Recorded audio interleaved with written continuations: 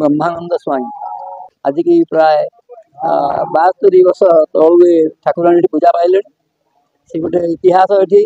अंचल हड़िया होता से अंचल लोक मैंने कोदंडपुर जाकि माटी आनी कीर्तन करी स्थापना करते। मुक्त आकाश प्रथम ठाकुराणी रोते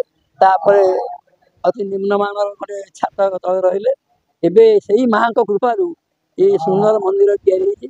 या प्रतिष्ठा कार्य दीर्घ 3 दिन चली होम यज्ञ चंडीपाठ इत्यादि सब कम हो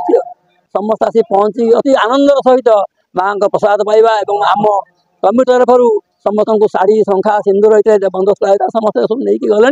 यज्ञ आउ कि समय यज्ञ पूर्णाहुति और पूर्णाहुति हम आम आज अच्छी शेष दिन गोटे सांस्कृतिक कार्यक्रम अच्छी गत काली आम थी महिला संकीर्तन मंडल चतुर्थ भर था। पहर दिन आरंभ दिन प्रवचन आम कार्यक्रम था महासमारोह कार्य बड़ा सौभाग्यर कथा गाँववासी सब एकजुट हो समस्ते मन आनंद एक मन एक प्राण कर अनुष्ठान टी बढ़ई नहीं कहवा कथा केते कष्ट सही से आगे आगू बढ़ा माँ महिमा विषय बहुत अच्छी।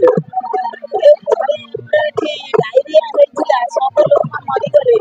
माँ को प्रतिष्ठा कर समस्ते रक्षा पाई माँ का ना रक्षाकाली विजयलक्ष्मी सतपथी चिताला पंचायत सरपंच